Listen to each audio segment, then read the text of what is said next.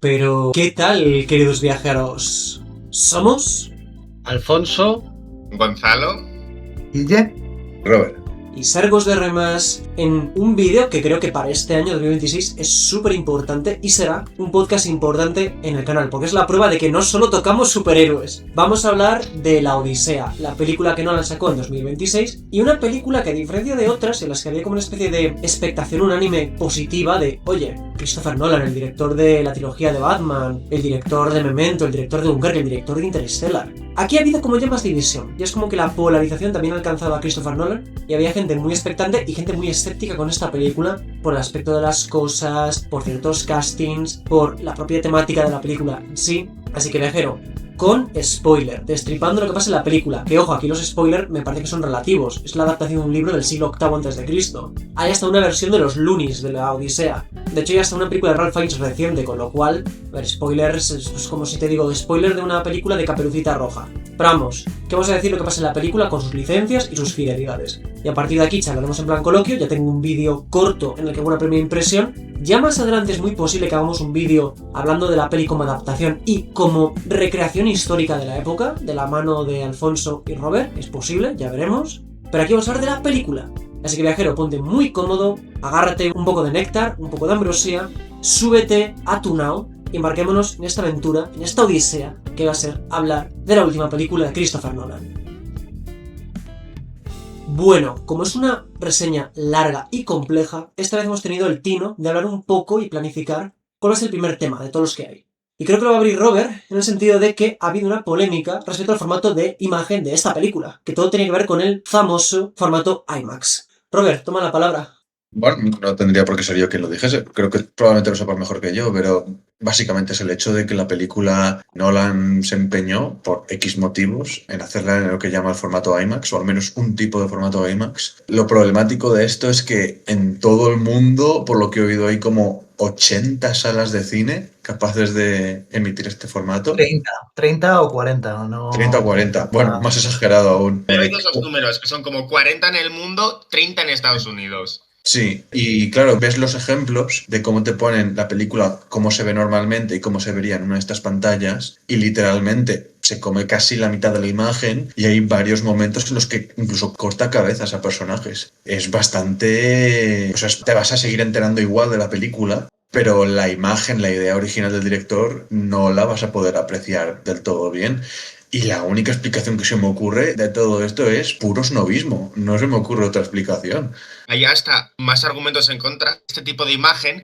Tú ves la cantidad de historias que han tenido que hacer durante las tomas y durante el rodaje, que dices, esto parece una manera artificial de inflar el precio de la película de una manera increíble e innecesaria. Eso es porque dices, ahora encima que se pueden hacer tantas virguerías, poner la cámara en cualquier sitio, tú te vas a unos bazocas gigantescos que pesan no sé cuantísimos kilos. Yo la duda que tengo es cómo se ve esta película en una pantalla de televisión. Una muy grande, de lujo. ¿Ahí se podría apreciar el IMAX? No lo sé. Yo es que Pero supongo bueno, que dependiendo del formato que le pongas a tu tele. entonces, bueno, esto es una especie de handicap, pecado original con el que nace la película. Muy peculiar, básicamente porque Nolan lo quiere así. Es una cosa a tener en cuenta antes de verlo. Vamos, como Yo, que la verdad es que una película un poco elitista. tengo yo una opinión con respecto a lo del formato IMAX. Si se lo hubiesen ahorrado, a lo mejor hubiesen podido... O que la película costase menos, pero que seguramente poder utilizarlos para mejorar el vestuario y ciertas cosas que hay en la película. Porque, bueno, ya se tocará más adelante, supongo, si es que se toca en este vídeo. Yo, ya que lo habéis mencionado, lo voy a decir así. Jamás he visto una peli en IMAX y esto de, no, es que para disfrutarla en su totalidad tienes que verla en no sé qué formato. Me sabe un poco a excusa de, es que no puedes criticar la película si no la has visto en el formato que pensó el director. Y es como, tío, si es que está fuera del alcance ya por temas de logística, ya si ni siquiera es tema económico. De hecho... Ya, pero a lo que la gente se refiere es que te pierdes más o menos la mitad de los planos, dices. Es la parte menos importante, entre comillas. La composición suele importar. Por supuestísimo, pero por ejemplo, yo vi la película y yo me formo una opinión de la película. En general claro, es por positiva, supuesto. pero no me ha arruinado la experiencia. Yo lo que es que a los Estados Unidos no me pienso ir para ver una película en formato IMAX, porque es que si no, no la estás disfrutando como lo tenía pensado el director. Yo creo que esto no da para más. Vamos a seguir. Sí, sí. Sí. Luego, otro tema quizás superficial, pero que, pues como dice Gonzalo, luego termina siendo importante, esto el tema de la estética. Desde que vimos a Agamenón, ya se levantaron cejas. Preferiría lo que sueles hacer de preguntarnos uno a uno si nos ha gustado. Si prefieres. Tienes razón. Chicos, pregunta que es verdad que hoy por la emoción creo que se me ha pasado, pero ¿qué os ha parecido a cada uno de vosotros la película? ¿Aquí queréis ir en orden alfabético o alguien se muere de ganas de destriparla o de El elogiarla? alfabético está bien. Pues Alfonso. A mí me ha parecido que estaba mejor de lo que yo llegaba a esperar por todo lo que había escuchado y demás. Simplemente dije, mira, voy a ir a verla con mente abierta y que sea lo que sea. Hay momentos que a mí me han gustado bastante, otros que no tanto. En la parte del final me parecía que empezaba a ir un poco a trompicones con todo el tema de la coreografía de... Bueno, la gente que haya visto alguna película de la Odisea, qué es lo que termina haciendo el protagonista cuando llega a Ítaca por fin, ¿no? Con los pretendientes. Pues bueno, digamos que eso se hace muy largo y muy a trompicones en algunos momentos. Pero luego tienes así, pues, todo el tema de Troya, el Cíclope, los gigantes estos y ciertas cosas así que no están mal. Ok, en general es una valoración positiva. Lo único que podría añadir es que una vez te pones a fijarte muy bien, ves ciertas cosas que le puedes sacar punta con el tema, sobre todo como a mí me gusta lo histórico, pues para decir, hubiese disfrutado incluso más si hubiese intentado que, aunque sea, hubiesen utilizado, yo que sé, sabéis que utilizaban un Drakkar para el barco de Odiseo y es como, ¿por qué usas un barco vikingo? Ya hay reproducciones de barcos de la época griegos. ¿Por qué no haces con uno de ellos? Alfonso, Luego hablamos más de eso si quieres. lo sabemos bien. No estábamos ahí, no podemos hablar de cómo eran los barcos. Bien lo sabe el amigo Ridley Scott. Pero sí, estoy de acuerdo. Gon, ¿qué te parece la Odisea en líneas generales? Yo la vi con muchas ganas y en su momento me gustó. Pero sobre todo porque yo tenía genuino interés sobre cómo iban a ir haciendo cada cosa. Y yo lo iba aceptando según iba llegando. Y después de ver la película, la ves en retrospectiva y dices, esta peli tiene algún que otro problema. Y yo el principal problema que tengo es que casi todo lo que gira en torno al personaje es introspección triste. Todo lo que es Odiseo es introspección triste. Y eso acaba además, en mi opinión, contaminando a partes de la película y partes de lo que vendría a ser la temática que se supone que tiene que tener la Odisea. No hay dioses realmente, es una versión, ¿sabes? Como muy desmitificada, ¿sabes? Están los monstruos fundamentales que tienen que aparecer sí o sí, y todo lo demás está muy desmitificado. Y eso, entonces, hay ciertas escenas que me parecen que están bastante bien hechas, pero es eso, me deja una sensación de inquietud y tengo también ciertos problemas con el cast, pero eso voy a decir. Guille, te toca. Que vaya Robert primero. Ok, yo fui a ver esta película con la mejor de las actitudes. Cualquiera que me conozca sabe que soy un gran helenófilo. Dicho esto, y lo digo con total honestidad, la película me aburrió. Bueno, no me aburrió, lo he dicho mal, me cansó. Ok. La película me acabó cansando. La película son 3 horas y las 3 horas las noté. ¿Por qué fue esto? La sensación que tenía muchas veces viéndola, esta película me da la impresión, sobre todo, si sabes según qué cosas, tiene un problema de inmersión muy fuerte. Ver esta película se sentía como pasar una noche en vela. Del mismo modo que estás intentando dormirte, en esta película estás intentando inmersionarte y sin embargo constantemente la película tiene detalles que te sacan de ella. Constantemente. La lista honestamente es muy larga, no sé si voy a poder mencionar todo en el vídeo. Probablemente uno de los problemas más graves que le veo a esta película es hasta qué punto está desvirtuado el personaje de Odiseo. Odiseo está completamente irreconocible, entre otros problemas que le veo a esta película. Y ya llegando a la última hora de la película, a mí directamente me costaba prestar atención, ¿eh? O sea, muchas de las cosas que pasan al final no sé valorarlas bien porque es que a mí ya honestamente me daban igual. Y nada, eso es un poco... No es horrible, no es una película horrible, no me parece lo peor que he visto. Sí, pero que desde luego a ti no te ha convencido. No, me ha dejado muy a medias esta película. Entiendo. Guille, ya no puedes escapar al destino. Bueno, que falta yo Pues también. aquí llego yo con mi contraste. Yo no me voy a andar con medias tintas aquí. Esto me parece una barbaridad de película. O sea, sinceramente, una absoluta salvajada a todos los niveles. Desde fotografía, desde nivel de interpretación, desde cómo está contada, que está contada de una forma bastante original, no de forma lineal como hace la Odisea de Homero, vamos, como hace el relato original. Que, si no Nolan hace eso siempre. Sí, le gusta mucho. Y a mí me ha metido totalmente de lleno, no sé por qué a Robert no, pero a mí sí. A mí es que he estado todo el rato pegado y las horas es que se me han pasado volando. O sea, es que ha sido curioso el contraste entre Robert y yo, porque normalmente la verdad es que solemos coincidir bastante, sobre todo en las pelis de terror últimas que hemos visto. Pero aquí me he metido totalmente de lleno y esto, o sea, es que he flipado. Y cuando ha terminado la película he tenido una sensación que no he tenido, o sea, es que yo creo que ni con Dune ni Guau. con Una batalla tras Guau. otra, que me parecieron Guille, perdóname, ¿te ha gustado más que unas una batalla tras bestias. otra? De verdad, te juro que yo de Una batalla tras otra no salí con esta sensación, yo creo. O sea, es que fue como de, no me puedo creer lo que acabo de Guau. ver, lo que acaba de hacer este hombre. O sea, a mí me parece que Christopher Nolan es que este hombre juega en otra liga totalmente. O sea, ya te digo, yo me he sumergido totalmente a nivel de inmersión, lo que es sonido, banda sonora, ya te digo, Ok. fotografía, el hecho de que use localizaciones reales para hacer totalidad de escenas, que a mí me parece una cosa que se hace muy poco últimamente y que últimamente se abusa mucho de las pantallas verdes y demás, que es que además se nota bastante en ciertas películas y sobre todo efectos digitales, que se suele abusar bastante. Aquí se usan muchos efectos prácticos, combinado un poquito con digitales, eso sí, pero sobre todo para simular las dimensiones, trucos de cámara, trucos, o sea, unas cosas brillantes, similar a lo que hizo Peter Jackson un poco con El Señor de los Anillos. Ujú. Pues aquí lo replica esa técnica Nolan, la replica a la perfección y es que es mucho más realista todo, o sea, es que te lo estás creyendo, porque es que esta manía de abusar del CGI es que al final todo queda como más falso, pero aquí es que lo estás viviendo, o sea, es que estás ahí y notas que todo es, o sea, es físico, o sea, es que es, no sé, me parece una maravilla como lo ha hecho, como lo ha planteado y cómo lo ha...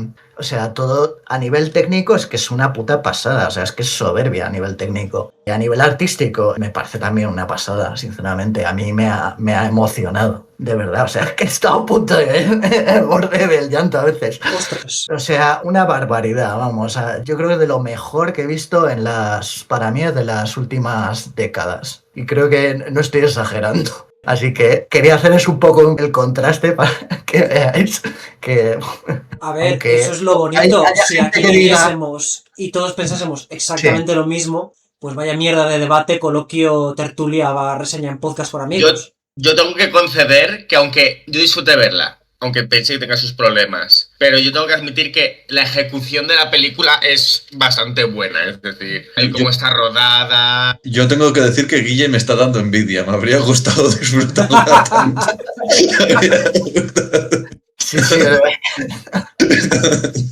Ojo, yo siempre pienso lo mismo que hace algo no me gusta de, ostras, ojalá haberlo disfrutado. Yo me habría gustado disfrutar de las secuelas, por ejemplo, o de la batalla de los 5 ejércitos del Hobbit. Yo voy a decirlo rápido. A mí la peli me ha gustado. No se me hizo aburrida, y hubo escenas que me molaron, pero también es verdad que pensé que no es la mejor de Nolan. Me parece que no tiene la profundidad de otras películas suyas. Me parece que es muy fácil de comprender, y es verdad que con las pelis de Nolan siempre espero algo de complejidad. Y luego es verdad que le gusta jugar con el tiempo en esta peli también, pero tampoco me parece una locura. Es decir, sí, vale, te hago algún que otro adelanto de lo que pasó en Troya, meto escenas del viaje de Odiseo mezcladas con el presente y ya está. Quitando eso, yo creo que la película es digna, creo que es entretenida y creo que es, a grosso modo, una buena adaptación de la Odisea. Quizás desde el punto de vista narrativo, sí que es cierto que viendo vuestros comentarios y otros análisis, Ulises o Odiseo no es exactamente el mismo personaje, eso sí que es verdad. Y creo que aquí tenemos el tema con el que hay que empezar para abarcar más puntos de la peli. Si a algunos os ocurre otro, adelante. También está por el tema estético, pero a lo mejor ya preferís dejarlo para más tarde, porque si no lo que os voy a preguntar es qué os parece el personaje de Odiseo interpretado por Matt Damon. ¿Preferís hablar de eso primero o queréis hablar de lo lineal? Yo empecé hablando de Matt Damon. Esto es una democracia, lo que digáis. Bueno, hablamos de Odiseo y luego hablamos de cómo está contada la historia, la no linearidad. ¿Quién quiere empezar hablando entonces de Odiseo? Yo mismo. Dale, Gon. Yo ya lo he comentado antes, uno de los problemas que tengo con Odiseo es que Odiseo como personaje es un personaje muy completo porque tiene muchos defectos, tiene muchas virtudes, sus defectos son muy grandes, sus virtudes también, su astucia, su fuerza, su determinación, que luego tiene también como un pequeño punto cabrón a veces, tanto con sus enemigos como a veces con las personas que le rodean, pero en la película solamente es introspección triste, ya lo he dicho. En la película, astucia. No, porque como hacen que algunas escenas sean como menos pintorescas y más tétricas y más ominosas. Por ejemplo, la del cíclope, en el que ninguno hablan con él, no le engaña, no le empieza a confundir sobre quién le ha atacado y quién no le ha atacado y le lía por un lado y le lía por otro. como que siempre que está hablando sus hombres le rebaten todo el rato, no parece ni que les convenza, ni que les calme, ni que ocurra nada de eso, siempre es un, no, vamos por aquí, no, Odiseo, eres tonto del bote y por tu culpa estamos perdidos, siempre están, y él siempre va como con la cabeza como un poco gacha, como pensando, como cavilando, como, y es que encima, como si no fuese completamente obvio, en una de las últimas partes casi de la peli, llega lo de las sirenas y todo lo que te ha estado enseñando durante toda la peli te lo da como discursito. ¿Cómo? Toda la tristeza. Con lo de las sirenas, cuando te describe el canto de las sirenas, es todo lo que siempre quisiste, pero nada de lo que realmente... O sea, te empieza a decir así como la típica cosa de introspección triste de... era tan bello y tan horrible, y yo como... Veo lo que dices. Luego está el twist de... No es que Zendaya sea Atenea. Es que Zendaya era una sacerdotisa que justo mataron en el templo al mismo tiempo que le cortaban la cabeza a la estatua y representa mi sentido de la culpa y mi desencanto con mis acciones y con los dioses en general, y realmente no hay dioses en esta película. No sale Poseidón, no sale Atenea, no sale Zeus, no sale nadie. No hay dioses aquí. Esto es una percepción muy ateística de lo que vendría a ser la Odisea. Y es a lo que me refiero con lo de que está muy desmitificada. No hay dioses. No tiene sentido que habiendo criaturas fantásticas no tengas también a los dioses. A no ser que la teoría que luego os compartiré sea cierta. ¿Quieres decir algo más, Gon? En general es eso. En cierto sentido está bien porque es una película que sí que te hace experimentar ciertas cosas, no digo que no, solo que no estoy seguro de si esas son las cosas que se tenía que experimentar con la Odisea. También tengo que decir una cosa, ha habido ciertos problemas, yo tengo problemas con el cast, en general no me gustan muchas personas del cast, por ejemplo, no me ha gustado Tom Holland como Telemaco tampoco. También Circe y Calipso, como personajes femeninos que se supone que son y tal, me parece que también están muy desmitificados. ¿Habéis visto tantas versiones de Circe y de Calipso en unos templos, con sirvientas, con toda una corte a su servicio, derrochando poder y tal? Y aquí una es como una especie de... Gonzalo, estás como tocando muchos temas a la vez y estábamos solo con Odiseo por ahora. El problema que hay es que Odiseo está como en el centro de... Como todo está mismo desde un prisma triste, la peli es como triste. ¿Qué pasa? En yo general creo que tienes un problema con Odiseo. que le ha aplicado un Christopher Nolan, ha Christopher Nolanizado la mitología griega. Yo no había visto tu vídeo, pero Robert lo dijo y me dijo, dice que esta película no sufre de Christopher Nolanitis, y yo como, yo creo que un poco sí. Sí, sufre. Sí que es cierto que no desmitifica las criaturas mitológicas, pero sí que desmitifica a los dioses. Y esto cambia toda la historia, porque precisamente se supone que si Odiseo está tardando tanto en llegar a casa es por culpa de los dioses. Sin embargo, como aquí realmente no hay dioses, tiene que inventarse toda la excusa esta de no, es que en realidad no quiere irse a casa. Bueno, Gon, ¿algo más que añadir de Odiseo o ya estás a gusto? Estoy a gusto. Pues Robert, vas tú, que además tienes el logro de ser de los pocos de este grupo de amigos que se ve los demás vídeos del canal. Justo lo sacaste y me lo vi. ¿Qué decir? El personaje de Odiseo me parece muy problemático, como ya comentaba antes. La elección de Matt Damon para interpretarlo no me parece horrible. De hecho, creo que a Matt Damon se le ocurra mucho. Es curioso cómo hay un consenso en que Odiseo tiene que tener esta especie de constitución mazado pero muy nudoso, y Matt Damon lo consigue. Dicho esto, no me entusiasma como elección de casting, principalmente porque es que le ves y ves a Matt Damon, no ves a Odiseo. Ya he comentado más de una vez que este es un problema que me pasa con frecuencia, que a veces cuando se usan actores demasiado de moda, a mí me saca de la película porque veo más al actor que no al personaje. Personalmente, a mí me pasa esto bastante. Dicho esto, creo que hace lo que puede. Y el problema no sería tanto Matt Damon, sino el cómo está caracterizado en la película. Vale. ¿Cuál es el problema? Odiseo se supone que es un personaje carismático y astuto. Sus dos principales características. ¿En algún momento se aprecia algo de esto en la película? Hay muchos personajes hablándote de lo astuto y carismático que es, pero en ningún momento lo ves. En ningún momento lo ves. La película no le da en ningún momento ninguna oportunidad para lucirse. En ningún momento vemos esta famosa astucia. Incluso en escenas donde podría sacarlo a relucir o canónicamente la historia lo hace. Este supuesto liderazgo del que todo el mundo habla no está por ningún lado. Euríloco, su segundo al mando, manda más que él y tiene más carisma entre sus hombres. Creo que la escena que más me sacó de toda la película, de decir, ¿qué coño está pasando aquí?, es cuando llegan a la isla de Circe y sus hombres le dicen, creemos que debería ser tú quien se queda al lado de las barcas. Y él pregunta, ¿es esto un motín? Depende de ti. Y es como, ¿qué coño es esto? ¿Qué coño es esto? ¿Por qué? Se supone que los hombres de Odiseo deberían serle totalmente fieles. Y sin embargo, te lo representan constantemente como que le siguen porque van todos en el mismo barco y poco más. Incluso tiene escenas en las que le representan como un capullo a Odiseo.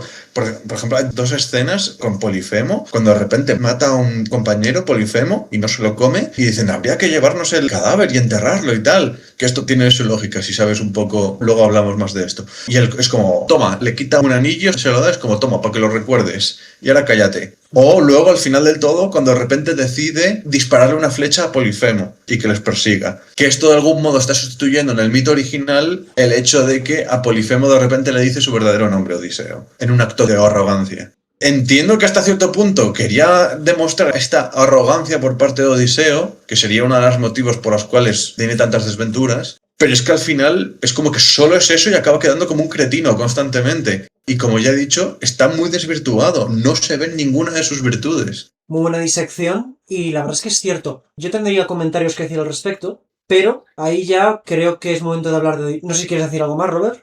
Ya he dicho mucho. Yo no he hablado todavía. Alfonso, háblanos de Odiseo. A ver, ¿cómo describiría yo a Odiseo en pocas palabras? Es un intento de Legolas de AliExpress. Está ahí con el arco, pegando flechazos, haciendo cosas que se supone que son muy molonas, pero no llega. Y bueno, se supone que es la repera, pero no lo llega a ser. La verdad es que sí, que es un personaje que se supone que tendría que ser súper inteligente y astuto, pero resulta al final más como un capullo que, como estoy triste, pues se jode todo el mundo, prácticamente. Si no se te ocurre qué decir ahora, Alfonso, lo puedes añadir más tarde. Realmente está bastante tocado el personaje. No sé si tú, Guilla, quieres añadir algo. Es como, sí, quiero añadir algo. Yo quiero añadir algo porque precisamente yo creo que es probablemente la única parte quizás que evita que me parezca una peli redonda sea efectivamente la deriva que han tomado con el personaje de Odiseo o de Ulises. Pero es que yo lo entiendo esta deriva. ¿Por qué?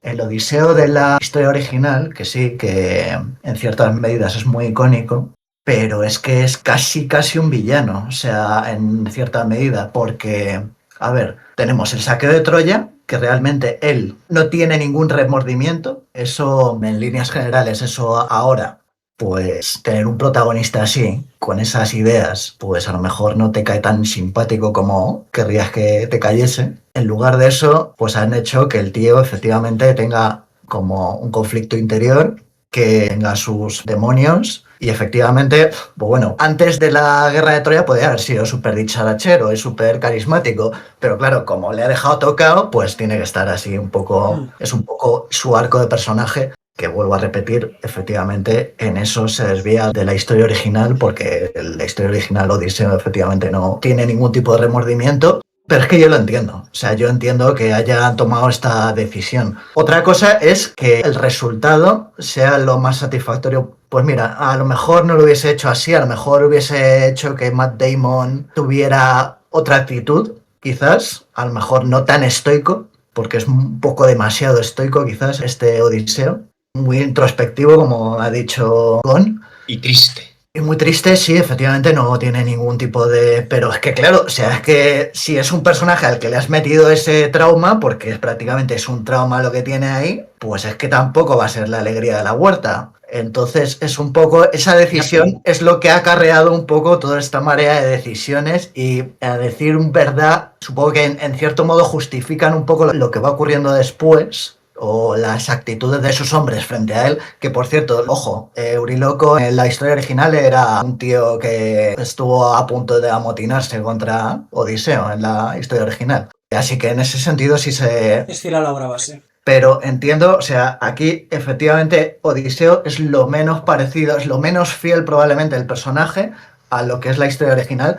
Pero vuelvo a decir lo mismo, en el panorama actual yo creo que sería muy difícil simpatizar con ese tipo de personaje. O no sé, yo es como lo veo y por qué creo que ha hecho esta... Lo que veo, Guille, es que estás de acuerdo con esta visión de la historia del personaje, por lo que te estoy oyendo. Que estoy de acuerdo, dices. Sí. A ver, a mí no me parece perfecta. Esta versión de Odiseo, entiendo lo que dice Robert, entiendo lo que dice Gon, de que no les guste porque efectivamente es que es muy distinto. No tiene nada que ver a lo que es el personaje original y es quizás una de las razones por las que a lo mejor no le considero que es totalmente redonda esta película. Porque eso a mí también me ha dejado un poco... Pero entiendo por qué lo ha hecho así, lo entiendo, porque es que si no, a lo mejor no todo el mundo conoce la Odisea, no todo el mundo sabe cómo es Odiseo en la historia original, entonces también para nuevas audiencias, pues esto puede ser pues, hacer que conecte un poco más la audiencia con el personaje. Pero no sé, yo es lo que creo, es la razón por la que creo que ha tomado esta deriva respecto con el personaje.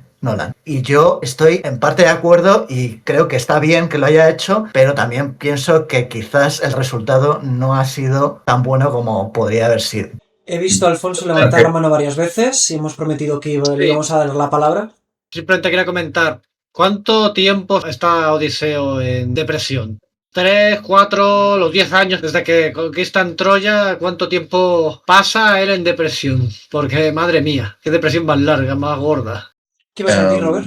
No, o sea, un poco por aclararlo con Guille, o sea, que de algún modo, como que en el contexto moderno no se podría representar la guerra y la violencia de otra manera. Que no sea de algún modo justificando de manera retrospectiva, es decir, como no hemos logrado ninguna justificación moral, al menos moral, de acuerdo con el estatus moderno, que al menos estén arrepentidos los soldados que lo han hecho.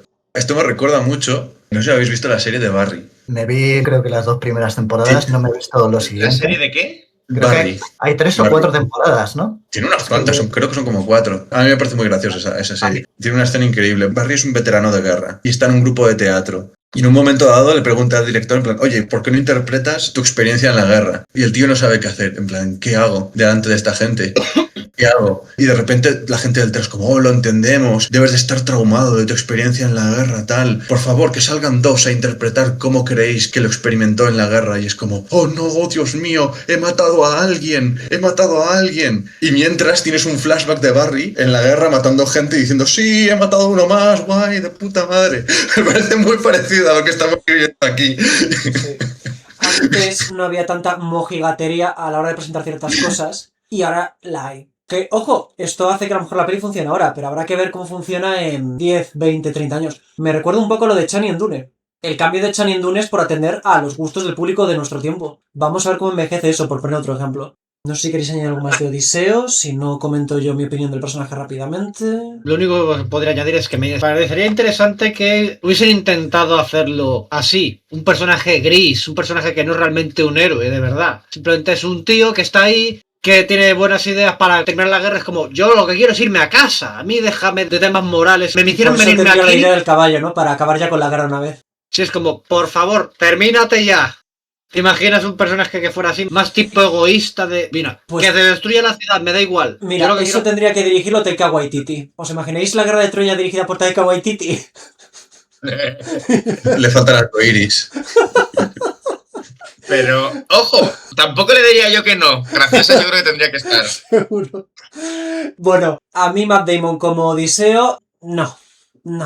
Matt Damon nunca me ha flipado como actor, de hecho ni ninguna película suya que diga me encanta como actor. Es bueno, es competente, pero no me dice gran cosa. Os dais cuenta que hay todo un género de películas que consiste en Matt Damon debe volver a casa. Es cierto. Y otro subgénero llamado Parece Matt Damon que- se tiene que tomar un café con George Clooney. A mí no me convence porque es que no es tanto que vea a Matt Damon, sino que no me lo creo como un guerrero curtido mediterráneo ni en el aspecto, ni en la actitud, ni en nada. Salvo al final, que es cuando está con la capa y la capucha y casi no le vemos. Es más una especie de guerrero desnaturalizado. Pero, como le pasa a Robert, tampoco me echa para atrás. Yo es que creo, y aquí voy a sonar un poco hipócrita porque muchas adaptaciones de Marvel o de DC me quejo de es que no es como en el cómic, pero sinceramente, como yo entiendo que la peli habla de que sí, los traumas te cambian y que además muchas veces el problema no es tanto que tú hagas algo terrible. El problema es que muchas veces las circunstancias te obligan a hacer cosas terribles. Porque hay un diálogo con Penélope, de los primeros de la peli, en los que le dice, oye, vámonos, estás en contra de hacer esta guerra, vámonos. Y es como, no, nos va a perseguir y nos va a matar. O sea que Odiseo, en esta versión, va obligado a la guerra. Él tiene la idea del caballo porque es su deber. Él sacrifica al personaje de Elliot Page, que ahora no es el nombre, porque tiene que acabar con la guerra. Y no, Todo eso está muy hilado con lo que acaba de comentar Guille, de que al final todo esto está desde una perspectiva muy moderna, en plan, ¿cómo va a querer alguien ir a la guerra? ¿Cómo? Si no es obligado. Pero es un mal planteamiento ese. ¿Y por qué? A mí no me parece un mal planteamiento. De hecho, yo lo relaciono más con el hecho de que sí que toca el tema del destino. Porque yo escuché una crítica que decía, no, esta peli no toca el tema del destino. Yo creo que sí. Porque a veces el destino son X motivos que te obligan y te ponen circunstancias que no quieres estar. Y luego sí puedo conectarlo con lo que ha dicho Guille. A mí, en lo personal, no me desagrada. Entiendo el mensaje y creo que en ese sentido la película es coherente. Y al final yo creo que la coherencia es algo que valoro. Eso sí, es verdad, eso hay que admitirlo. No es la mejor idea para que el público flipe con tu prota. Como he dicho, con que sea un tristón, no es la mejor manera de que digas, ostras, cómo mola Odiseo. Pequeño apunte. Agamenón no es el rey de Odiseo. Agamenón es el primero entre pares en una liga, propone esto de ir a la guerra de Troya y a todo el mundo le parece magnífico. No tiene que andar ahí amenazando a nadie. Al final la guerra de Troya, ¿por qué se produce? Pues porque Troya era el centro del comercio en esa época y querían parte del pastel los demás. Porque se estaba haciendo muy rica la ciudad y los demás querían parte de ese pastel. Porque si no, si lo sabéis que esta época era muy importante el comercio para hacer las simples Claro, las pero ahí, herramientas Alfonso, ya tendremos el vídeo de comparación histórica. Sí, bueno, pero esto es un detallito simplemente que es importante. Claro, tocar, pero porque- ten en cuenta que en la peli llegan a mencionar que hay intereses económicos en lo de Troya y que lo de Helena es una mera excusa. Pero te lo mencionan como si fuese una cosa trivial. Es como, ¿y si Troya resulta que les está estrangulando económicamente? Hubiese sido, la verdad, una buena justificación. Imagínate que al final no le pongas como traumatiza, sino simplemente es como un... Mira, por fin hemos terminado con estos usureros. Bueno, Bueno, a mí no me molesta en absoluto esta versión. Agamenón, a ver, no será el rey de Odiseo, pero es un tipo que tenemos que tiene mucho poder. Yo me creo que pueda tomar represalias. Así que a partir de sí, ahí... está dentro de lo que es la adaptación, sí. Yo a partir de ahí, pues sin ser mi personaje favorito, creo que incluso puede ser uno de los motivos por los que pienso que no es mi peli favorita de Nolan. Pero bueno, creo que esto nos lleva a hablar de otro tema que hemos mencionado que vamos a tocar, que era el tema de la cronología de hechos. Lo hemos dicho, a Christopher Nolan le encanta jugar con el tiempo. Y aquí yo ya, que empiece el que más rabia tenga. ¿Qué os parece cómo juega Nolan con este elemento en esta película, en la que sí, es muy importante el tema del tiempo, son 20 años de travesía casi?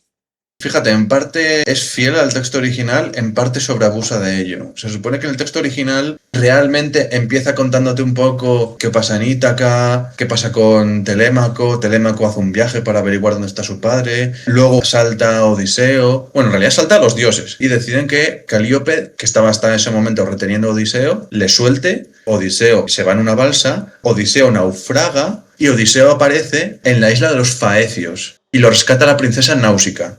Y es ya en la corte de los Faecios donde les cuenta su historia. O sea que el hecho de que casi toda la Odisea sea un flashback, en realidad es fiel. Solo que aquí es como que te cuento un poco por aquí, luego volvemos al presente. Sí. Otra vez contamos. Yo creo que la película está sobreeditada en ese aspecto. Sobre todo se nota mucho en la narración del caballo de Troya. ¿En cuántas partes está cortado eso? Está totalmente troceado a lo largo de la película la historia del caballo de Troya, cuando podría estar en 2, incluso 3 como muchísimo. A mí lo que me hace gracia de eso es que el twist de troceártelo tanto es como, oh, tensión, luego es como, oh, guerra, y luego es como, oh no, después de la guerra están saqueando y matando. ¿Cómo íbamos a saber esto? Y es como Lo que lleváis pretendiendo 10 años.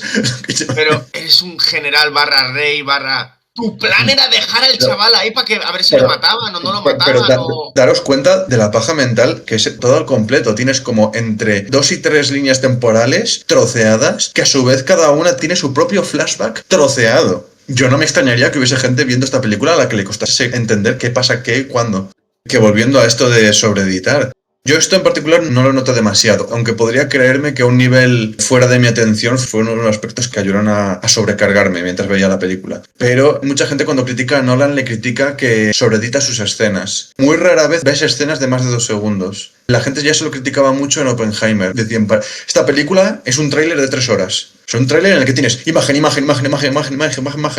Nolan hace así las películas. Supongo que es lo que hay que esperar si vas a ver una película de Nolan al final. Raro que no nos haya dado lo que se llama en inglés motion sickness. Con tanto corte por ahí, tanto corte. De hecho, las escenas en las que esto no pasa acaban destacando del resto, como es, por ejemplo, cuando Antino está teniendo una conversación con Penélope. Creo que es la única escena que de verdad se queda unos cuantos segundos completamente estática la cámara. ¿La muerte de Argos no era otro ejemplo? No, Puede ser. el perro que hace de Argos es el mejor actor de toda esta película. Luego hablamos de casting. Argos Casting. al universo cinematográfico de pelis con amigos, yo lo veo. Yo sí que añadiría algunas palabras, no sé si Guille quieres intervenir sobre esto. Me tienes que volver a decir de... Estamos hablando de la linealidad de la película, del tema de los Sí. cortes y demás. No sé si has oído lo Es que ha co- dicho Robert. Sí, que estaba un poco, se me ha ido un poco la Que si santa no al tienes cielo. nada que decir, no digas nada. No, sí tengo algo que decir. Bueno, esto es que realmente es casi el sello Nolan, ¿no? Es un poco la firma personal, ya se ha convertido un poco. Es que es exactamente un poco lo mismo que Oppenheimer en ese sentido. Es como que te va como dando, es como que ve las pelis como un puzzle, ¿no? Que como que te da muchas piezas pequeñitas y tú como la que las tienes que ir juntando y haciendo tú el rompecabezas completo. Es como siento yo que veo las pelis estas y como, o sea, al principio efectivamente es chocante y a lo mejor no te mete tan deprisa como lo haría una película con una edición más constante, pero a medida que va avanzando, yo sí noto una progresión y noto una inmersión. O sea, que llega un momento es que te acostumbras un poco al ritmo que lleva la película y te metes dentro. Que efectivamente eso me pasa conmigo, pero puede pasar con otras personas, no pueden sacarle. O sea que eso ya también es un tema más del estilo de Nolan, ¿no? Es un tema ya Pensaba más... que es decir tu famosa frase de al final es un tema subjetivo. Esa frase la Bueno, a dices muy a ver, menudo. un tema subjetivo. Pues hombre, o sea, sí, ¿no? Supongo que aquí será también un poco subjetivo. O más como lo sientes tú, porque cada uno siente las cosas de una manera totalmente distinta. No voy a decir, a lo mejor no voy a repetir más que un lore, voy a decir que es un tema subjetivo, pero es verdad que cada persona siente las cosas de una manera. Yo creo que se puede llegar a ser objetivo al decir que si te pasas con los cortes, pues te pasas. Y en Sí. algunos casos sí que se nota cuando alguien se pasa. No me da la sensación de que se pase. A mí no me da esa sensación. Me da la sensación de que está editado lo justo. O sea, si llega un poco más, a lo mejor sí te dices, hostia. Yo no tuve especiales problemas con la edición, la verdad. Yo tampoco. Y de hecho, a ver, no sé si es que a lo mejor tengo olvidada la película, pero no me pareció que está segmentada, pero no sé si estaba tan segmentada como describir. Pero por ejemplo, la escena en la que narran lo del caballo, a mí no me desagradó porque lo del caballo no te lo cuentan hasta que Telémaco se une con... No, wait. Es decir, Menelao. Eso no es del todo correcto. La película empieza con el caballo en la playa. Sí, pero ¿quién te cuenta lo que pasaba adentro? Pero la historia del caballo empieza con el caballo en la playa y es lo primero que sale en la película. Pero no te cuenta la perspectiva de los soldados, que fue lo que me gustó hasta que llega el turno de Menelao, que estaba dentro. Y ese detallito, por ejemplo, a mí Eso me sí. gustó. Que ojo, yo creo que a lo mejor John Bernthal es de los peores actores, pero me parece que en cambio él sí que está muy bien escogido para hacer de un Menelao. Y el hecho de que, sí, te ha mostrado el suceso de la muerte de Elliot Page, no me voy a acordar el nombre del personaje, desde fuera. Cuando Menelao te cuenta la historia, lo hace desde dentro. Entonces, por ejemplo, a mí eso me gustó y me justificó que de hecho me lo mostrase desde dos puntos de vista distintos. Que a ver, vamos a ver, la parte de la caída de Troya y del caballo de Troya es probablemente de lo mejor de la película. El problema es que yo creo que está muy cortado, podría haberlo contado todo un poco más seguido. Yo creo que el problema ya no es tanto la peli en sí, sino que tenemos muy aprendida la historia. Sabemos perfectamente lo que es el caballo de Troya. Hasta el más cateto de nuestro barrio sabe que fue el caballo de Troya. Hay hasta una escena de Piratas del Caribe que hace un poco eco de esto, cuando están Pinter y Raggeti disfrazados de mujeres y hablando del caballo de Troya. Es decir, todo el mundo sabe lo que es el caballo de Troya. Aquí sí que me parece que sorprenderte con ello era difícil. Y a lo mejor, esto es especulación. Sí, aquí ya no puedo defenderla con buenos argumentos porque es especulación, pero la parte de Troya es de esas escenas que sufre al no verla en IMAX y sí que compensa la previsibilidad con el cómo está hecha la escena. Pero quiero decir que yo no tengo problema con cómo te va cortando las secuencias. Creo que si lo ves desde la propia película, funciona. Ok. Además, sí que me suscribo a un comentario de La botella de Candor, que él, ni corto ni perezoso, dijo que le parecía la mejor de Nolan. Y dijo una cosa que es cierta. Si tú no troceas la peli y pones de seguido todo lo que le pasa a Odiseo, podría ser un poco rocambolesco, de lo de Polifemo a lo de los lestrigones, de lo de los lestrigones al monstruo este del mar. Y podría ser como a lo mejor un poco repetitivo el tema de la sartén al cazo. Entonces creo que está justificado que haga esos saltos, tal como los hace en esta peli. Ok. Podemos ir hablando de las escenas según van ocurriendo. Yo iba a hablar en todo caso de la estética en general, que eso también... Hablemos de la estética. ¿Qué opinas de la Tócanos el tema de la estética? estética. Yo creo que el primer elefante es Darth Agamenón. Gon, en respeto al turno de palabra, iba Alfonso. Aunque me gusta el chascarrillo. El Agamenón, para empezar, es un Darth Vader, un Batman, un personaje raro. Visualmente En mola. Eso de la columna vertebral que le cae por el casco por detrás es como... ¿Quieres que sepamos que es el malo? Muy bien, vale, perfecto. No era evidente ya de por sí.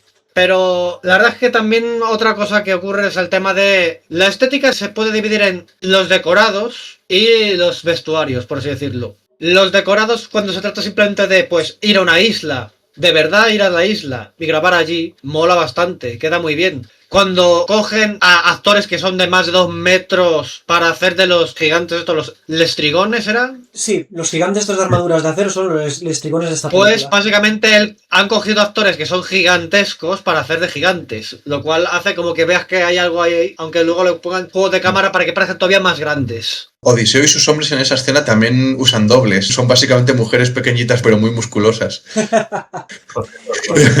Para que les lleguen por No la lo he visto. cintura, básicamente. Pues eso está bastante bien hecho. Luego ya pasamos al tema de, por ejemplo, pues el Palacio de Ítaca o la propia Troya, con esas columnas cuadradas, esas paredes completamente planas. Quitando la estatua de Atenea y demás, tú lo ves y dices, esto no parece de la época. No estoy de acuerdo. Curiosamente, de esta película, los palacios es de lo más fiel históricamente. El único problema que tienen es que no tienen colores. Bueno, no están pues a pintados lo los mejor muros. es cosa de que no he investigado suficiente. Bueno, de lo que sí he investigado es, por ejemplo, las armaduras. Estas armaduras negras. Cuidado, las armaduras, ¿qué te parecen tal como está hecha esta peli? Porque recuerda que el apartado histórico... Parecen de plástico y cuero. Los cascos son cascos de plástico de los que te compras de los chinos, prácticamente. Esa es la estética que tienen. Buscas casco griego en un chino y te compras uno de esos prácticamente. Y las armaduras, eso es cuero baratillo de este más sky que cuero. ¿Dónde está ese color que tiene el bronce? Estamos en la era del bronce. Las espadas, las hachas, las lanzas, eso sí tiene la estética y el diseño de las armas de la era de bronce. Pero las armaduras de esa época no están por ningún lado. Nadie las utiliza. Lo cual es una cosa que se ha desaprovechado bastante. Y sinceramente, en algunos casos los diseños son muy de la Edad Media prácticamente. Los lestrigones estos además parecían prácticamente como Space Marines en algunos momentos, ¿eh? Tanto por el tamaño como por eso de que la armadura tiene la segmentación de arriba y luego la del vientre y cosas por el estilo. No sé si problema, hasta cierto punto, depende de tus tragaderas, se puede pasar por altos. Pero esta película creo que tiene un grave problema de dirección artística, al menos visual. Es como que no parece ser capaz de ponerse de acuerdo consigo misma entre una estética no históricamente fiel, prácticamente nada en esta película es históricamente fiel, salvo curiosamente el detalle de los palacios, que curiosamente sí que... Bueno, las espadas no están mal, Bueno, a lo que iba. Pero que hay un choque, yo veo lo que dices. Sí, es como que están entre 3 puntos distintos. Uno que sería una especie como de imagen estereotípica de lo que tiene la gente, de lo que debería parecer la antigua Grecia. Eso por un lado. 2, decisiones de pura conveniencia práctica. Y 3, una especie como de estética antiguo-futurista, alternativa, casi ciencia ficción. El ejemplo de cada uno sería, en primer lugar, palacios y armadura de Odiseo y sus hombres. Segundo punto, el barco. El barco es un dracar porque es lo que consiguieron más barato y como navegaba y podían usarlo como efecto práctico, pues dijeron, un dracar, a tomar por culo. Y el tercer punto, que serían las armaduras de Agamenón, las armaduras de los troyanos. Las armaduras de troyanos pecan de parecer especialmente de plástico y las armaduras de los lestrigones. Que luego yo tengo una teoría de por qué los lestrigones tienen ese aspecto, pero bueno, luego lo comentamos. Entonces, la impresión que da es que no tiene ningún tipo de dirección artística, han ido haciendo lo que les ha parecido en cada momento. Vale. ¿Sabes? Si hubieses utilizado la estética de las armaduras de bronce, y luego les pones a los estos con armaduras de hierro y dices, vaya, esta gente es más peligrosa también por el hecho de que eso, lleva equipo de hierro, cosa que en aquella época todavía no se sabía cómo se te debía trabajar para conseguir utilizar. Claro, yo creo que la escena de los lestrigones es como que pasan dos cosas. Una, que es que en el original los lestrigones son unos caníbales gigantes en taparrabos. ¿Cuál es el problema? Que esto ya lo acabas de tener con el cíclope. Entonces sería redundante volverles a dar ese aspecto. Entonces deciden darle este aspecto alternativo. Y yo creo que de algún modo es como que para amplificar esta imagen de que no tienen ninguna posibilidad contra ellos, les dan esta imagen de que parece que vienen del futuro. Sí. Pero claro, el futuro para esta gente no es nuestro futuro, es armaduras de placas del siglo XVI. Armaduras de placas de Warhammer, literalmente, Sí. ¿en qué estilo? Es una cosa rara, pero la principal influencia parecen ser armaduras de placas del siglo XVI. Medio mezcladas con una A su ligera manera. pseudo-griega. Yo creo que esa es la intención, pero no me parece mala. Deja que termine Alfonso, ahora vas tú. El simple hecho de haberles puesto, por ejemplo, tú si hubieses mantenido la estética del bronce, las espadas de bronce, las armaduras de bronce y demás, luego ves a estos con armaduras ya de hierro, dices, imagínate que van ahí, le intentan poner la espada a uno, le hace ¡ping! Y se la corta, y es como, Eso habría quedado chulo. no tenemos posibilidad de ganar porque es que estos tienen armas que pueden atravesar nuestras armaduras. No hace falta que vayan de arriba abajo con armadura de placas. No hubiese sido necesario. Con esas armas, que ellos supieran forjarlas, pues ahí ya tendrías un motivo para decir, no tenemos posibilidad ninguna. No hace falta que estos estén con super armaduras. No, es que simplemente sus armas atraviesan nuestras armaduras. Bueno, de algún modo yo creo que sí que es efectista, que consigue dar esa impresión de que no tienen nada que hacer, son imparables los restrigones. Dicho esto, si logras ignorarlo, yo tengo cierto placer culpable. El Giraco. ¡Y mola! De hecho, el único problema que tengo con la novela de Agamenón es que me da la impresión de que el casco es demasiado grande. Es como que está diseñado a posta para que veas mejor la parte de la cara que hay debajo. Es un efecto un poco extraño. Es para que esté más en sombra, supongo. Sí, no sé, es muy raro. Yo creo que aquí A ver, cuando voy a es intervenir verdad que yo, los- porque esto fue lo primero que hablamos, Alfonso y yo, al salir del cine. Y a ver, yo no es por defender, porque de hecho os voy a dar la razón. Yo cuando vi al Agamenón de esta peli, pensé en los fusilamientos del 3 de mayo. Agamenón en esta peli no es un personaje. Agamenón en esta peli es una fuerza de la naturaleza, destructiva. Es lo peor del ser humano. Va de negro, no le vemos el rostro, apenas le vemos hablar, excepto cuando ya está muerto, no le vemos transmitir emociones. Y en Troya tiene una tendencia a moverse casi como si fuese una especie de espectro oscuro. Yo creo que el aspecto que Como tiene Darth Vader. exagerado... Has escrito a Darth Vader, que has escrito a Darth Vader totalmente. Pero digo, Pero es si que Darth ese es Vader el no habla mensaje. nunca. No es un ser humano, es una máquina de matar. Es lo peor de la perversión de las reglas de Zeus, lo llaman las leyes de Zeus, y yo por eso compro el aspecto de Agamenón. No sé qué problema hay con lo de la columna vertebral, todo el mundo lo comenta y a mí es como, pues, un detalle más. A ver, es muy de ciencia ficción el diseño de la armadura, lo cual acaba chocando mucho con el resto. Pero es que ahí lo que os diría es que ¿cuántas películas que adaptan Grecia, Roma, no se pasan por el Arco del Triunfo, o el Coloso de Rodas, la fidelidad o la verosimilitud? Hay niveles de credibilidad. A ver, la armadura Es mola. que la armadura ni siquiera parece de hierro, parece hecha de carbono. ¿Pero quién pone Es esos que- niveles? Claro, pero es que tú coges y dices, no es lo mismo de "Ah, esta época está ambientada realmente en la época minoica y en realidad estos son armaduras de la era helénica. Jo, jo, jo, jo". Es como ya, pero de No, ahí ya... no, ni siquiera estamos hablando de que sea fiel históricamente. Es de si es creíble históricamente.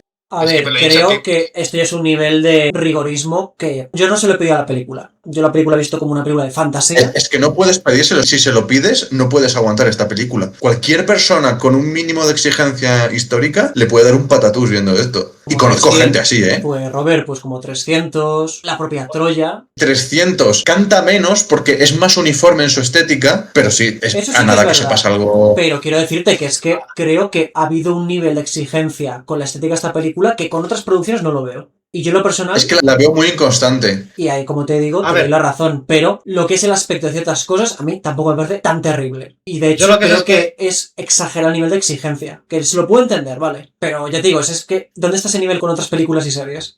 Yo digo, estoy siendo Pero- bastante No, menos no. exigente con esta película porque no es histórica, es de un mito, algo que pudo no haber pasado o pudo haber pasado. Pero las ganas están de que hubiesen intentado que se viera esa estética del pasado, de esa época en la que están representando lo que se supone que ocurría el mito. Por lo menos no es como Napoleón, que literalmente se pasaba el libro de historia por el forro los cojones, se limpiaba el culo con él. Tocó mencionar Napoleón ya directamente. Pero, por ejemplo, ¿qué pensáis de la película de Troya? Troya no es una película históricamente fidedigna, ni muchísimo menos, pero logra una estética que para una persona que no sepa demasiado coincide muy bien con la idea popular que pueda tener de lo que era Grecia en ese momento. Eso es lo mínimo que se le estaba pidiendo en cierto modo a esta película. Todo lo Es que más, dices. si hubiesen sido completamente fieles históricamente, lo más probable es que hubiesen acabado teniendo lo que se llama el efecto Jennifer. El efecto Jennifer es cuando metes detalles en una historia o película que son completamente fieles históricamente, pero se salen tanto de la imagen que tiene la gente de ese periodo histórico que les saca de la escena. Y se llama el efecto Jennifer porque tendemos a pensar en... No recuerdo si era Jennifer o Tiffany. El caso es que Jennifer y Tiffany, aunque los vemos como nombres muy modernos, por lo visto eran extraordinariamente populares en la Inglaterra medieval y eran nombres que te podías encontrar perfectamente. Pero, Robert, yo creo que no es un problema tan grave. Entiendo lo que dices, os doy la razón a ti, Alfonso, pero es que yo no tuve tal conflicto con la película por ese motivo. Yo lo que noto es que hay mucha variabilidad entre personas respecto a cómo de grave es esto. Hay personas a las que te puede sacar más o te puede sacar menos. El gran problema de esta película es que, ok, no vas a ser histórica, ok, ni siquiera quieres parecerte a la imagen que va a tener la gente en la cabeza. Muy bien, vete hasta el fondo y dale a todo, aunque sea una estética de ciencia ficción, si quieres. Dale a todo el mundo las armaduras de Agamenón. Vete hasta el final, pero no te quedes a medias, mamón. No, porque Agamenón te lo está representando de una manera... Digo Agamenón como podría estar diciendo los troyanos. No, Con los trenes lo hacen, los chicos, trenes tienen esta chicos, estética chicos, rara. va Guille. pese a que entiendo que a lo mejor no resalta por ser especialmente uniforme, justamente Agamenón es lo que ha dicho Sergio, no es un ser humano, es prácticamente aquí es como un dios, como una fuerza de la naturaleza, que no es un dios evidentemente, que luego es un tío normal y además te lo dejan caer una vez se lo carga Clitemnestra, pero cada uno tiene su estética precisamente por lo que representa, yo creo. Uno representa como la muerte, la inevitabilidad y tiene como un aura más divina y otros tienen Atenea tiene el aura de la sacerdotisa, claro, o sea que al final es una aura humana realmente, pero todos los demás pues es como más como humanos, ¿no? Más mortales, ¿no? Que otra cosa. Y yo creo que quitando a Agamenón, quizás Helena de Troya, porque Helena de Troya también tiene un punto de divinidad, al final en la mitología nace como de un huevo de un cisne, que es Zeus, pues tiene también como una especie de aura divina, entonces tiene también su propia estética un poco. Pero es eso, o sea, a mí no es algo que me eche de la película. Yo creo que menos, para ir pasando a otros temas y no alargar esto demasiado, voy a decir lo siguiente, siendo defensor entre comillas de la estética de la película, que tampoco diría que soy defensor. Yo entiendo lo que dice Robert, es una estética que te va a chocar. A la inmensa mayoría de la gente le va a chocar y no era la mejor elección, igual que con lo de Odiseo, no era la mejor elección para convencer a todo el mundo. Eso sí que es verdad. Será aposta, será intencionado, o sea que ahí sí que le doy toda la razón a Robert. Aún así, ¿queréis añadir alguna pinceladita más? Es que yo creo que no deberíamos estirarnos más en el tema. 2 puntitos rápidos. Sí me llama la atención, la primera vez que aparece Helena de Troya, le dan como una estética egipcia, me parece curioso. Y lo otro, hay momentos en los que el vestuario de esta película, hay momentos en los que es horrendo. La escena en la que están Agamenón y Telémaco cazando pichones, estaba diciendo, ¿qué cojones llevan puestos? Ahí sí que estoy de acuerdo. Y el hecho, la forma en la que Jorn Berzal coge el arco, que no lo coge por el centro, lo coge por arriba, y es como que se supone que es un arquero experimentado, pero está cogiendo mal el arco, ya de primera es como, Alfonso Dios mío, se agarra los arcos como le sale de las narices. eso sí me sacó una barbaridad. Juan está silenciado. El traje de Penélope es sosísimo.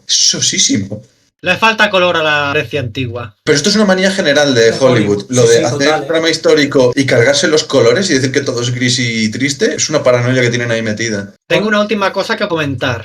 ¿Os imagináis una versión de la Odisea en el espacio? Con todo esto de la estética futurista y demás. Imaginaos que Odiseo en realidad va en una nave espacial con su tripulación y tiene que repostar y conseguir víveres. Sabes que hay una serie de animación que es como tú dices, tal cual. Pues si te sabes el nombre, a lo mejor me la miro por curiosidad. Era Ulises 3000, o sea... Ya el nivel de What If definitivo, ¿eh? He ¿Gonzalo? visto sobre esa serie por primera vez hoy y le estáis hablando de ella. Yo simplemente lo he dicho como una posible película que se pudiera ocurrir a alguien. ¿Coincidencia? Vamos a utilizar No la lo historia creo. para hacer algo futurista. Alfon, vamos a poner el clip del profesor de los increíbles. ¿Coincidencia? No lo creo. Yo creo que hubiese ganado la película en ese caso. Vale. Tengo una pregunta. Cuando vayamos a pasar al siguiente tema, ¿antes hacemos el descanso o hablamos del siguiente tema primero? Podemos hacer el descanso ahora, es muy buen momento, ¿eh? Llevamos 1 hora y 12 minutos. Vale, Wow. pues hacemos el No lo descanso. parece, ¿eh? Y yo había pensado que un buen siguiente tema podía ser hablar en general de el casting. Porque Estoy de creo que acuerdo. el casting como tema global, en el que podemos ir tocando varios personajes y varios actores y actrices, es un tema como que Sí, estoy de acuerdo. por el que podemos ir yendo.